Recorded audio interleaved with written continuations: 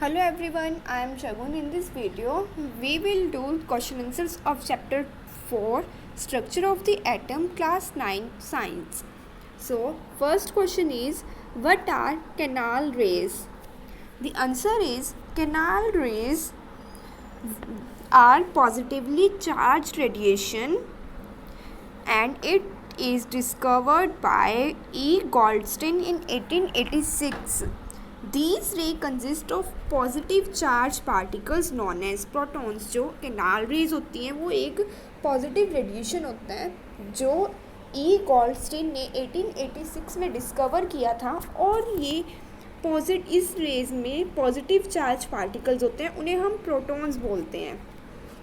Now next question, if an atom contain one electron and one neutron, one proton, will it carry any charge or not? अब electron और एक electron है, हमारे पास एक proton है.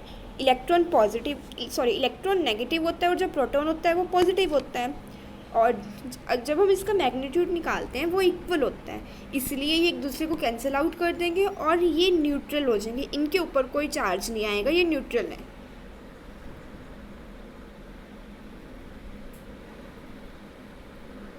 On the basis of Thomson model, explain how the atom is a whole neutral. अब आपको बताने कि एटम कैसे न्यूट्रल होता है. अब जैसे हमने पिछले क्वेश्चन में मैंने आपको बताया था कि जो इलेक्ट्रॉन है उसके ऊपर नेगेटिव चार्ज होता है एंड जो प्रोटॉन है उसके ऊपर पॉजिटिव चार्ज होता है और जो इनका जो मैग्नीट्यूड होता है ना वो इक्वल होता है. तो ये एक दूसरे को प्रोटॉन और इलेक्ट्रॉन एक दूसरे को कैंसिल आउट कर देते हैं. जैसे ये पॉजिटिव नेगेटिव करेंगे तो ये माइनस हो जाते हैं. सो ये हम ये कह सकते हैं कि जो इलेक्ट्रॉन और प्रोटॉन है वो न्यूट्रल होते हैं. जो एटम है वो न्यूट्रल होते हैं क्योंकि एक इलेक्ट्रॉन प्रोटॉन पॉजिटिव होता है और इलेक्ट्रॉन नेगेटिव होता है.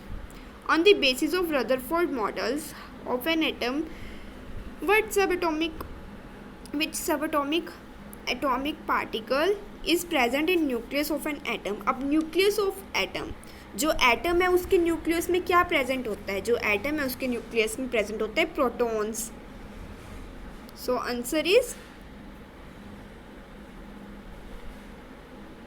Protons. Now come to question number 3. Draw a structure of Bohr's model of an atom with the 3 shells. अब आपको 3 shells का स्ट्रक्चर ड्रॉ करना है. ये रहा आपका 3, ये 4 shells का स्ट्रक्चर है आपका.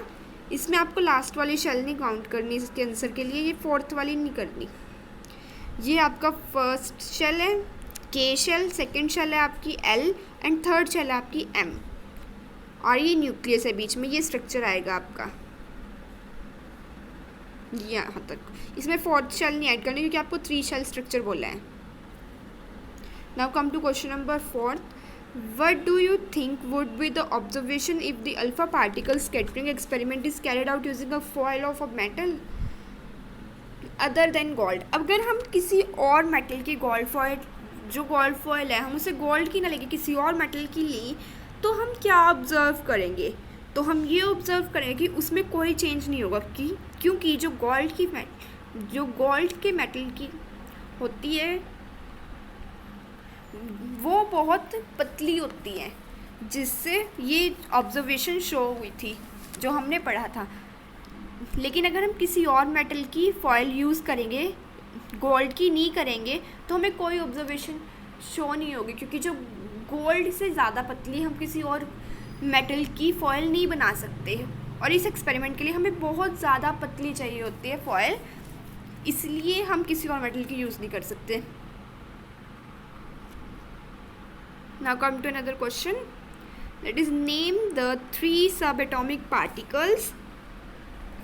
अब आपको 3 सबएटॉमिक पार्टिकल्स बताने हैं जो एटम के अंदर होते हैं. तो ये होते हैं प्रोटॉन, इलेक्ट्रॉन एंड न्यूट्रॉन्स. अब helium atom has an atomic mass for U and 2 protons in its nucleus. अब हीलियम का जो एटॉमिक मास है वो 4 है और जो उसके प्रोटॉन्स हैं न्यूक्लियस में वो 2 हैं. और हाउ मैनी न्यूट्रॉन्स बताना है आपको कितने होते हैं. अब आपको पता है कि जो मास ऑफ एटम होता है वो किसके इक्वल होता है, sum of mass of proton and neutron के। मतलब जो ये प्रोटॉन है इसकी और जो न्यूट्रॉन है, जो मतलब जो हमें निकालना है न्यूट्रॉन, उसके इक्वल होते हैं। तो हमारे पास जो हीलियम है एटम का, उसके पास 2 प्रोटॉन है, तो फिर ये 2U हो जाएगा इसका आंसर। और जो हमारे पास रिमेनिंग मास क्या बचा हमारे पास 4 - 2, हम उसे करेंगे तो फिर यहाँ से हमारे पास आंसर 2 न्यूट्रॉन आएगा, क्योंकि जो एटॉमिक मास था हमारे पास वो 4 था। अब 2 तो प्रोटॉन हो गए, अब हमें न्यूट्रॉन फाइंड करना है, तो फिर हम 4 में से 2 माइनस कर देंगे तो हमारे पास न्यूट्रॉन का नंबर आ जाएगा।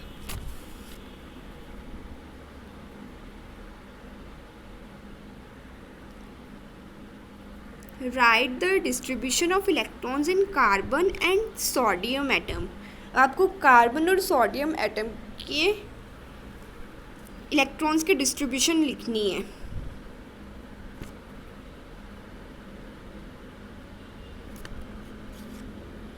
अब देखो, जो कार्बन है उसका एटॉमिक नंबर 6 होता है, तो जो उसकी के शेल है उसमें 2 इलेक्ट्रॉन्स होते हैं, और जो उसकी एल शेल होगी उसमें 4 इलेक्ट्रॉन्स होते हैं। अब ये हो गया आपका कार्बन का। अब आपको क्या करना है, सोडियम का। अब जो सोडियम है उसकी जो उसमें 11 टोटल एटम्स होते हैं, सॉरी उसमें 11 टोटल इलेक्ट्रॉन्स होते हैं।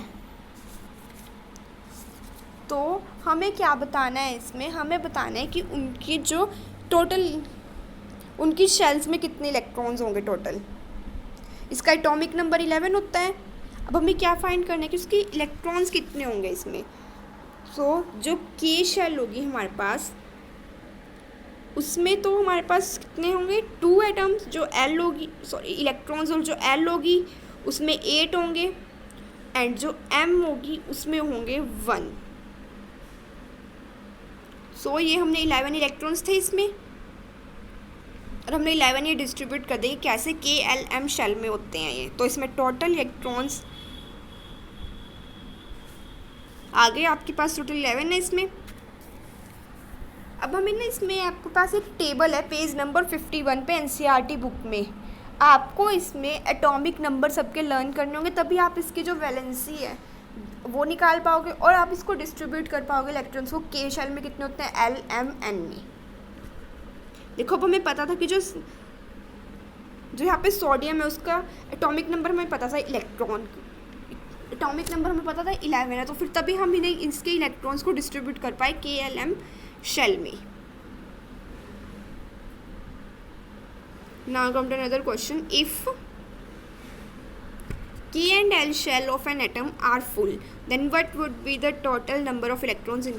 अब K और L shell दोनों फुल हैं और आपको बताना है कि क्या इलेक्ट्रॉन्स कितने होंगे, नंबर ऑफ इलेक्ट्रॉन्स फाइंड करने हैं आपको एटम में। तो अब आपको पता है कि जो K शेल है उसमें 2 इलेक्ट्रॉन्स होते हैं और जो L शेल है उसमें 8 इलेक्ट्रॉन्स होते हैं। तो आपके पास टोटल इलेक्ट्रॉन्स कितने होंगे, तो आपके पास यहाँ पे टोटल इलेक्ट्रॉन्स बनेंगे 2 + 8 दैट इज़ 10। तो आपके पास टोटल इलेक्ट्रॉन्स 10 हो जाएंगे के और एल शेल के अंदर।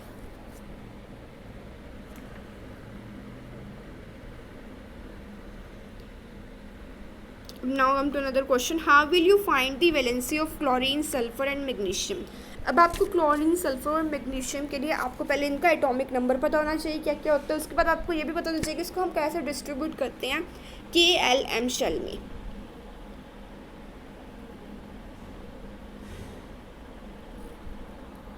देखो जैसे यहाँ पे हमारे पास है क्लोरीन, क्लोरीन में के एल एम शेल्स हैं हमारे पास ये, इसमें के में 2 होते हैं क्लोरीन में, और एल में 8 होते हैं, एम में 7 होते हैं। अब हमें इसकी फाइंड करनी है वैलेंसी, तो अब एम में भी हमें 8 चाहिए होते हैं, तो यहाँ पे कितना कम है, यहाँ पे आपके पास 1 कम है, तो फिर आप इसमें 1 लाओगे, किसी एटम से लोगे, तब आपकी यहाँ पे वैलेंसी 1 होगी। अब हमारे पास सल्फ़र है आगे, सल्फ़र में के एल एम शेल में के में 2 होते हैं, एल में 8 और जो एम है उसमें 6 होते हैं। अब यहाँ पे इसकी वैलेंसी 2 होगी क्योंकि हमें यहाँ पे 8 चाहिए पर हमारे पास कितने हैं, 6 हैं, तो फिर 2 कम है तो यहाँ पे इसकी वैलेंसी होगी 2। अब नेक्स्ट है हमारे पास मैग्नीशियम। मैग्नीशियम में के एल एम शेल है हमारे पास, तो फिर 2 8 2। अब यहाँ पे हमें इलेक्ट्रॉन्स गेन नहीं करने, लूज़ करने, तो ये इसकी वैलेंसी भी 2 होगी क्योंकि हमारे लिए ये पॉसिबल नहीं है कि हम इसको 6 इलेक्ट्रॉन्स को गेन कर सकें। इससे अच्छा हम इन 2 इलेक्ट्रॉन्स को लूज़ कर देते हैं। तो फिर ये हो गए आपके क्लोरीन, सल्फ़र और मैग्नीशियम की वैलेंसीज आ गई। क्लोरीन की 1, सल्फ़र की 2 और जो मैग्नीशियम है उसकी भी 2।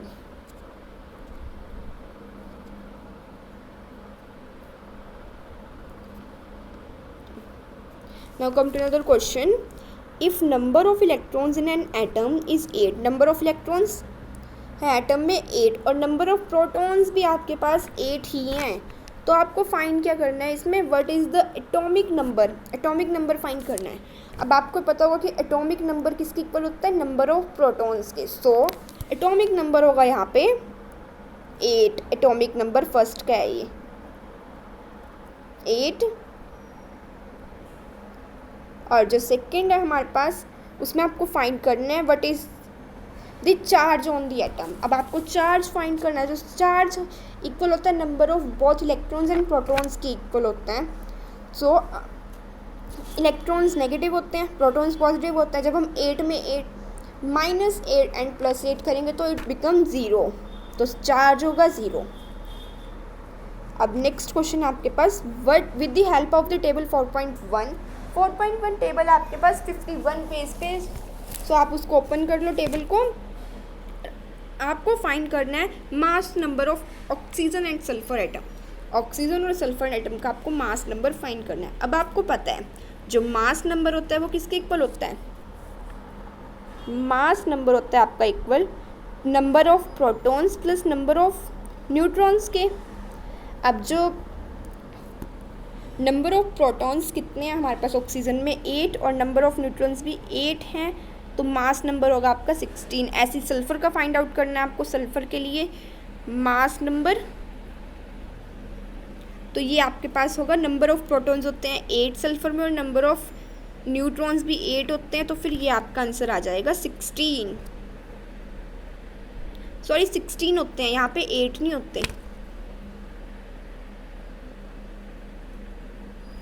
आपको मास नंबर निकालना है सल्फ़र का, तो फिर यहाँ पे नंबर ऑफ प्रोटॉन्स होते हैं सल्फ़र में 16 और नंबर ऑफ न्यूट्रॉन्स भी 16 होते हैं, तो फिर आपका आंसर आएगा 32। ऑक्सीजन का मास नंबर आया आपके पास 8 और जो 16 और जो सल्फ़र था उसका मास नंबर आया आपके पास 32। अब हम देखते हैं नेक्स्ट क्वेश्चन।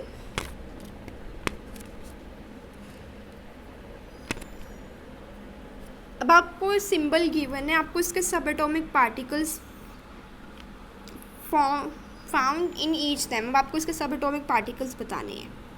सो प्रोटियम, इसको हम H से रिप्रेजेंट करते हैं। H 1 होता है, नीचे भी 1 होता है, तो फिर एटॉमिक नंबर है इसका 1, मास नंबर भी 1 है, नंबर ऑफ प्रोटॉन्स है इसमें 1, नंबर ऑफ इलेक्ट्रॉन्स भी 1 है, लेकिन नंबर ऑफ न्यूट्रॉन्स कितने हैं इसमें, नल, मतलब मीन्स 0 है इसमें नंबर ऑफ न्यूट्रॉन्स।